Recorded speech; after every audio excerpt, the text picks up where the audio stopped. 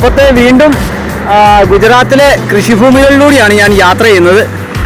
മനോഹരമായ കൃഷിഭൂമികൾ ചെയ്തണ്ട റാഗിയുടെ കൃഷിയാണ് കേട്ടോ എൻ്റെ ഫ്രണ്ടിൽ കാണുന്നത്. അതോടൊപ്പം തന്നെ ഗോതമ്പ്, പിന്നെ മുഴുവൻ റാഗിയാണ്. അപ്പോൾ അതോടൊപ്പം തന്നെ ഗോതമ്പ് കൃഷിയാണ് വളരെ മനോഹരമായിട്ട് നമുക്ക് മുൻപിൽ കാണാൻ പറ്റുന്നത്. അവിടെ കാറ്റാടിപ്പാടമൊക്കെ കാണാം. ഇവിടെയെല്ലാം കാറ്റാടിപ്പാടങ്ങളുണ്ട്. നല്ല കാറ്റുള്ള സ്ഥലമാണ്. അതോടൊപ്പം തന്നെ ആ സൈഡിലും ഇത് തന്നെയാണ് അവസ്ഥ കേട്ടോ. ഇതുണ്ടോ മനോഹരമായ ചോളപ്പാടവും റാഗിപ്പാടവും ഒക്കെയാണ് നമുക്ക് കാണാൻ പറ്റുക. കിലോമീറ്ററുകൾ ദൂരത്തേക്ക് ഒരു കൃഷി സ്ഥലം സ്റ്റാർട്ട് ചെയ്തിരിക്കുകയാണ്. നമ്മൾ സോമനാഥിലേക്കാണ് പോയിക്കൊണ്ടിരിക്കുന്നത്. അപ്പോൾ ആ പോകുന്ന വഴിയിലെ മനോഹരമായ കാഴ്ചകളാണ് നമുക്ക് കിട്ടുന്നത്.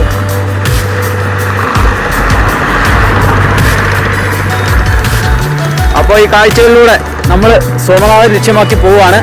ഇപ്പോൾ നമ്മളൊരു 15 കിലോമീറ്റർ യാത്ര ചെയ്ത് കഴിഞ്ഞു. ഇനി നമുക്ക് 68 കിലോമീറ്ററാണ് യാത്ര ചെയ്യാനുള്ളത്. അപ്പോൾ നമുക്ക് സോമനാഥിൽ എത്തിച്ചേരാം. അപ്പോൾ ഇനിയിപ്പം സോമനാഥിന് മുൻപ് തന്നെ നമുക്ക് എവിടെയെങ്കിലും തട്ടണം. യാത്ര തുടങ്ങിയതേ ഉള്ളൂ, ഉച്ചയായിട്ടില്ല.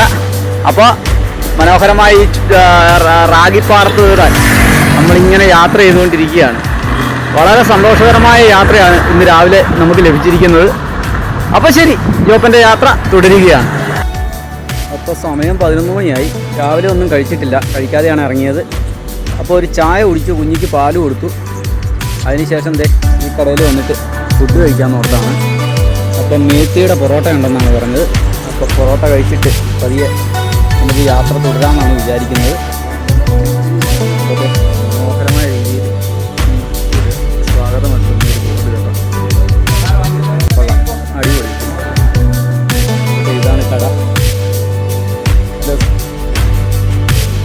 ഞാൻ ചായ കുടിച്ചു. ഇവിടെ മേത്തിയുടെ പൊറോട്ട കിട്ടാൻ വേണ്ടി വെയിറ്റ് ചെയ്യുക. അപ്പോഴത്തെ മേത്തിയുടെ പൊറോട്ട വന്നിട്ടുണ്ട് കേട്ടോ. അപ്പം മേത്തിയുടെ പൊറോട്ട കഴിച്ചിട്ട് ബാക്കി കഥ പറയാം. ആദ്യമായിട്ടാണ് മേത്തിയുടെ പൊറോട്ട. അല്ല, നേരത്തെ കഴിച്ചിട്ടുണ്ട് കേട്ടോ.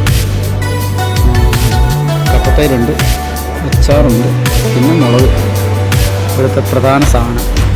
അപ്പം ശരി, ഇത് കഴിച്ചിട്ട് ഇനി സംസാരിക്കാം.